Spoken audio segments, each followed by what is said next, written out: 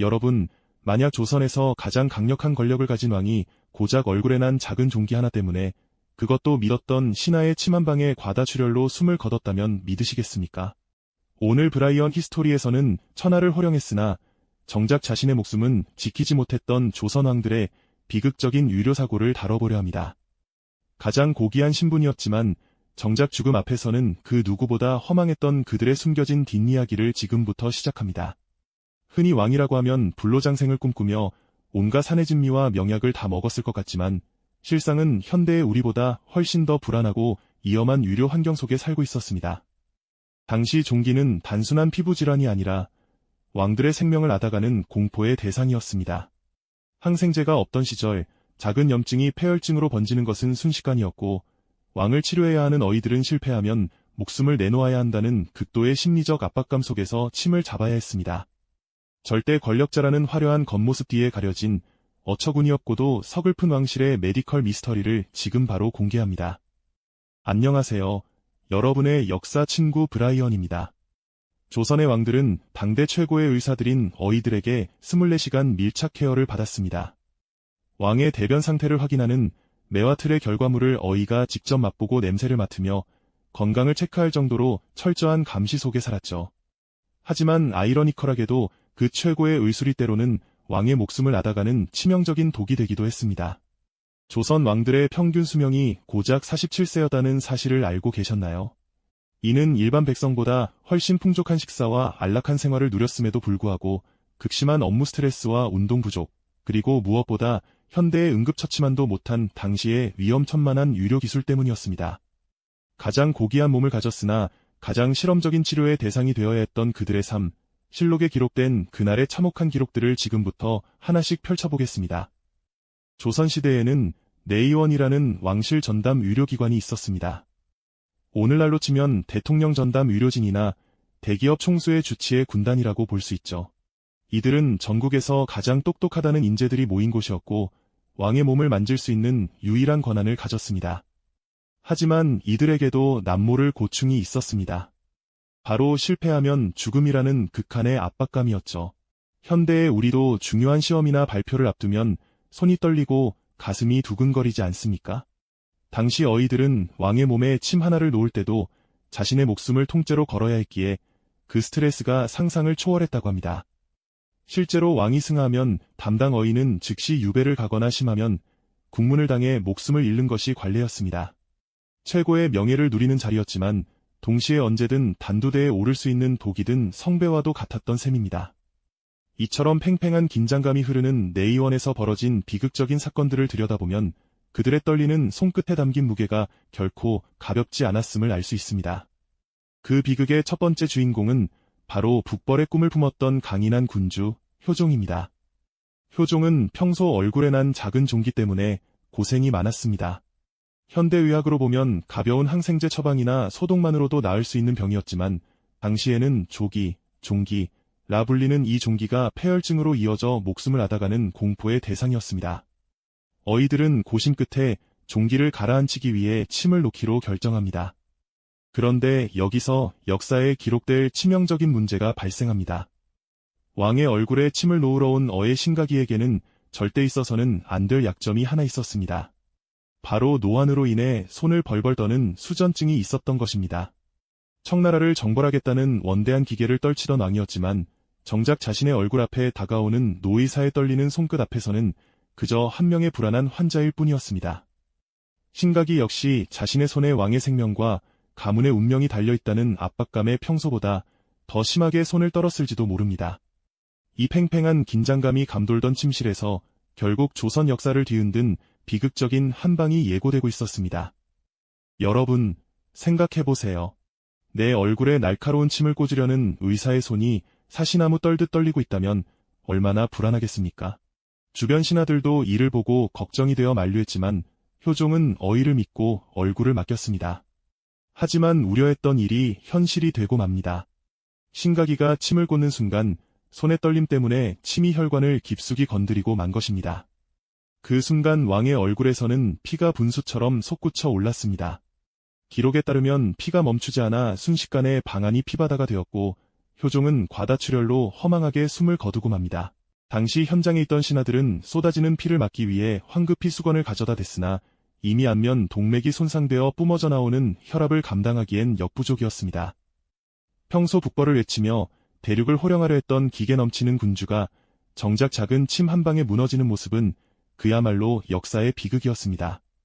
현대 의학적으로 분석해보면 이는 지혈이 어려운 부위를 잘못 찌른 전형적인 유료사고인데 정교한 지혈 도구가 없던 그 시절에는 천하의 왕이라 해도 쏟아지는 선혈 앞에 속수무책일 수밖에 없었습니다. 결국 강인했던 군주의 생명은 어이에 떨리는 손끝에서 그렇게 허무하게 끝을 맺고 말았습니다. 이 사건은 조선 왕실 전체에 엄청난 충격을 주었습니다. 북벌을 외치며 강인한 기상을 뽐내던 군주가 고작 수전증 있는 어이의 실수로 목숨을 잃었으니 말입니다. 사실 사고를 낸 신각이는 당대 최고의 실력을 인정받은 베테랑이었지만 세월 앞에 장사 없던 노안으로 인한 손떨림을 끝내 통제하지 못했습니다. 침이 혈맥을 깊게 찌르자 왕의 뺨에서는 걷잡을 수 없이 피가 솟구쳤고 당황한 어이들이 수건으로 누르며 지혈하려 애썼지만 소용없었습니다. 결국 신각이는 교수형에 처해졌고 내의원의 다른 의관들도 연대 책임을 물어 줄줄이 처벌을 받았습니다. 드라마보다 더 비극적인 이 실제 상황은 왕의 생명이 얼마나 위태롭고 불안한 환경에 놓여 있었던지를 여실히 보여줍니다. 우리가 오늘날 병원을 고를 때 소문난 명의를 찾는 본능적인 이유도 어쩌면 이런 역사적 공포가 무의식 속에 각인된 결과일지도 모릅니다. 천하를 호령하던 절대 권력자조차 나약한 인간으로서 떨리는 침끝 하나에 허망하게 무너지는 모습은 생명의 존엄함이 지위에 높고 낮음과 상관없이 얼마나 평등하고도 덧없는 것인지 다시금 생각하게 합니다. 그런데 왕실의 죽음에는 이런 단순한 실수만 있었던 것이 아닙니다. 훨씬 더 기괴하고 미스터리한 죽음도 존재했죠. 바로 인조의 아들 소현세자의 죽음입니다. 병자호란 이후 청나라의 인질로 끌려갔다가 8년 만에 돌아온 그는 새로운 문물을 조선에 전파하려 했던 미래의 희망이었습니다. 하지만 귀국한 지 단 2달 만에 의문의 죽음을 맞이합니다.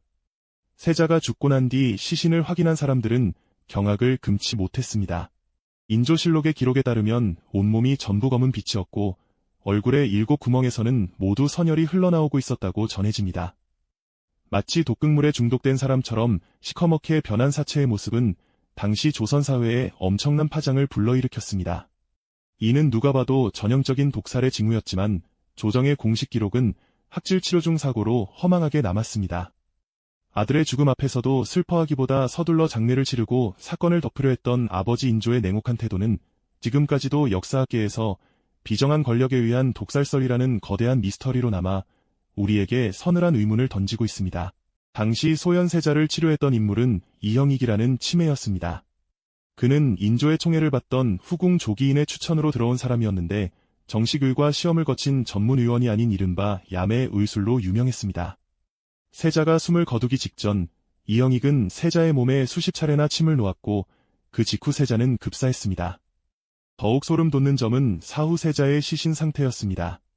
온몸이 검게 변하고 눈, 코, 귀 등 7 구멍에서 피가 흘러나온 모습은 당시 의관들조차 마치 약물에 중독된 사람 같다고 증언할 정도였죠. 이를 두고 백성들 사이에서는 인조가 자신의 권력을 위협하는 아들을 제거하기 위해 이형익을 자객처럼 이용했다는 흉흉한 소문이 돌았습니다. 마치 현대의 범죄 수사 드라마 속 한 장면처럼 가장 믿어야 할 아버지와 의사가 가장 잔인한 가해자가 되었을지도 모른다는 의심은 오늘날까지도 풀리지 않는 역사의 미스터리로 남아있습니다. 우리가 흔히 간장게장은 밥도둑이라고 부르며 즐겨 먹지 않습니까? 하지만 이 맛있는 음식이 누군가에게는 치명적인 독이 되기도 했습니다. 바로 조선의 20대 왕, 경종의 이야기입니다. 경종은 평소 몸이 약해 잔병치레가 많았는데 어느 날 동생이었던 연인군, 훗날의 영조, 이형을 위해 간장게장과 생감을 진상합니다. 그런데 한의학에서 게와 감은 절대 같이 먹어서는 안 되는 상극의 음식으로 꼽힙니다. 현대과학의 관점에서 봐도 게의 고단백질과 감의 탄닌 성분이 만나면 체내에서 단백질이 응고되어 소화불량을 일으키고 세균이 번식하기 쉬운 게의 특성상 식중독 위험을 극도로 높입니다. 특히 냉장시설이 없던 당시 여름철에 게장을 올린 것은 매우 위험한 도박과도 같았습니다. 몸이 극도로 쇠약했던 경종에게 이 음식 조합은 단순한 식사가 아니라 생명을 앗아가는 치명타가 되었습니다. 이 사건은 훗날 영조가 왕위에 오른 뒤에도 형을 독살하려 했다는 무서운 소문이 시발점이 되었으며 영조 본인에게는 평생을 따라다닌 거대한 심리적 부채이자 정적들에게 공격받는 정치적 아킬레스건이 되었습니다. 흔히 먹는 음식이 역사의 물줄기를 바꾼 비극적인 순간이었던 셈입니다. 아니나 다를까 게장과 감을 먹은 경종은 그날 밤부터 극심한 복통과 설사에 시달리기 시작합니다. 상태가 급격히 나빠지자 어이들은 당황했고 이때 연인군은 또 한 번 의외의 결정을 내립니다. 바로 몸이 극도로 쇠약해진 경종에게 인삼과 부자를 달인 약을 올리라고 명한 것입니다. 당시 어이였던 이광사는 인삼을 쓰면 기가 막혀 곧장 돌아가실 수 있다며 눈물로 만류했지만 연인군은 내가 의술을 조금 하는데 지금은 이 약이 아니면 답이 없다며 강행했습니다. 결국 인삼과 부자가 들어간 삼사부탕을 마신 경종은 그날 밤을 넘기지 못하고 승하하고 맙니다. 현대의학적으로 보면 이미 탈수와 쇼크 상태에 빠진 환자에게 강한 열성과 자극을 주는 약재를 투여한 셈이니 결과적으로 불에 기름을 부은 격이었습니다. 이 사건은 훗날 영조가 왕위에 오른 뒤에도 형을 독살했다는 소론 세력의 끊임없는 공격을 받는 결정적인 원인이 되었고 영조 스스로도 이 결백을 증명하기 위해 평생을 식단 조절과 절제로 점철된 삶을 살아야 했던 거대한 트라우마의 시작이 되었습니다. 이처럼 조선 왕실의 죽음을 들여다보면 현대의학의 관점에서는 이해하기 힘든 오진과 집착이 가득합니다. 당시에는 병의 원인을 귀신이나 기의 흐름 때문이라고 믿기도 했고 과학적인 검증보다는 경험적인 처방에 의존했기 때문입니다. 하지만 그 밑바탕에는 항상 권력이라는 무거운 그림자가 깔려 있었습니다. 어이들은 왕의 병을 고치지 못하면 자신뿐만 아니라 가문 전체가 멸문지화를 당할 수 있다는 극심한 공포에 질려 무리한 처방을 내리기 일쑤였고 정치적 세력들은 왕의 건강 상태를 정보 삼아 조정의 주도권을 잡으려 혈안이 되어 있었습니다. 실제로 왕이 알아누우면 궁궐안은 차기 권력을 향한 소리 없는 눈치 싸움으로 가득 찼으며 어이는 그 시퍼런 칼날 위에 선광대와도 같은 처지였습니다. 결국 왕의 침실은 단순히 병을 고치는 평온한 진료실이 아니라 삶과 죽음 그리고 권력의 향방이 결정되는 가장 치열하고도 비정한 전쟁터였던 셈입니다. 여러분도 살면서 병원에 갈 때 이 의사가 정말 내 병을 잘할까 하는 의구심이 들 때가 있지 않나요? 하물며 조선의 왕들은 오죽했을까요? 자신을 치료하는 어이가 정적의 사주를 받았을지도 모른다는 의심, 혹은 실수를 할지도 모른다는 불안감이 병을 더 키웠을지도 모릅니다. 실제로 많은 왕이 화병이나 스트레스성 질환에 시달렸다는 기록이 많습니다. 구중궁궐의 화려함 속에 갇혀 가장 가까운 신하조차 완전히 믿지 못한 채 매일 밤 가슴을 짓누르는 압박감을 견뎌야 했던 것이죠. 현대의 우리가 병원 대기실에서 스마트폰을 보며 지루해할 때 조선의 왕들은 침 한 방에 목숨이 오가는 긴장감 속에서 식은땀을 흘려야 했습니다. 그들이 누린 무소불위의 권력은 역설적이게도 누구에게도 온전히 몸과 마음을 맡길 수 없는 세상에서 가장 고독하고 치명적인 자리였을지도 모릅니다. 재미있는 점은 이런 비극적인 사고들이 있었음에도 불구하고 조선의 의술은 계속해서 발전했다는 것입니다. 효종의 허망한 죽음 이후 침술에 대한 경각심이 높아졌고 경종의 사건 이후에는 음식 궁합에 대한 연구가 더 활발해졌습니다. 허준의 동의보감이 세계적인 기록 유산이 된 것도 수많은 시행착오와 때로는 왕들의 희생이 뒷받침되었기에 가능한 일이었습니다. 고통받던 왕들의 사례가 하나하나 임상 데이터가 되어 백성들을 살리는 위학적 토대가 된 것이죠. 실제로 이러한 사고들은 내의원의 운영 방식을 획기적으로 바꾸어 놓았습니다.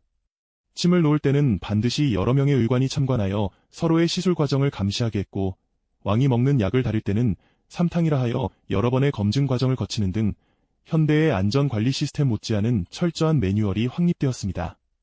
결국 왕들의 비극적인 희생이 조선이라는 나라 전체의 공중보건 수준을 한 단계 끌어올리는 귀중한 밑거름이 된 셈이니 역사의 아이러니란 바로 이런 것이 아닐까 싶습니다. 오늘 이야기를 나누다 보니 문득 이런 생각이 듭니다.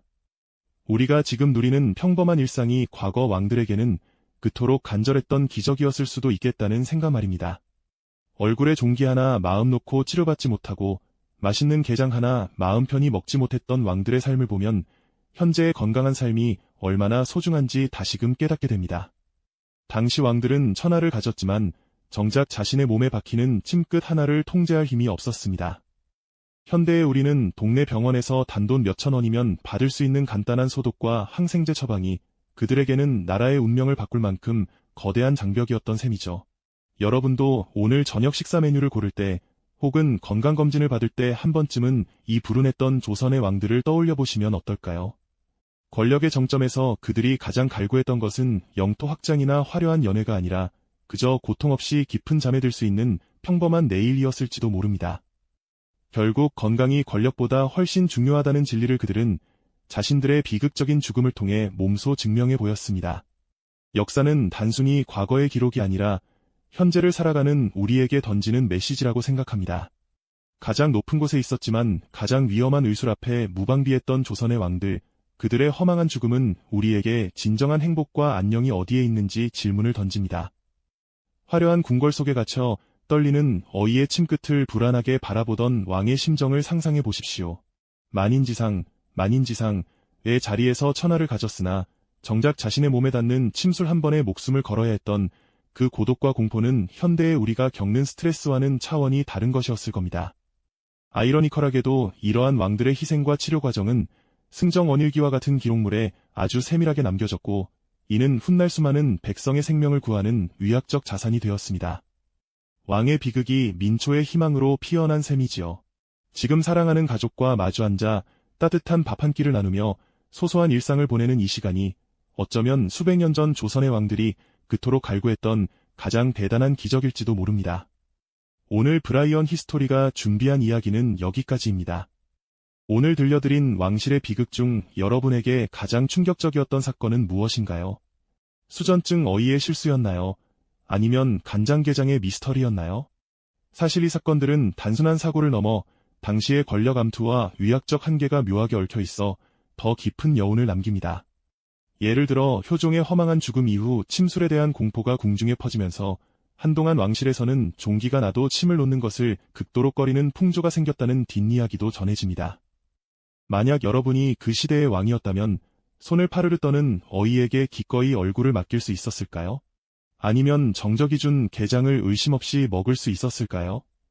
여러분의 생각이나 혹은 주변에서 들어본 또 다른 흥미로운 역사 이야기를 댓글로 자유롭게 남겨주세요. 여러분의 소중한 댓글 하나하나가 제가 다음 영상을 만드는데 정말 큰 힘이 됩니다. 오늘 영상이 유익하고 재미있으셨다면 구독과 좋아요, 알림 설정까지 꼭 부탁드립니다. 다음 시간에는 더욱 흥미롭고 가슴 따뜻한 역사 이야기로 찾아뵙겠습니다. 늘 건강하고 행복한 하루 보내시길 바랍니다. 시청해주셔서 감사합니다.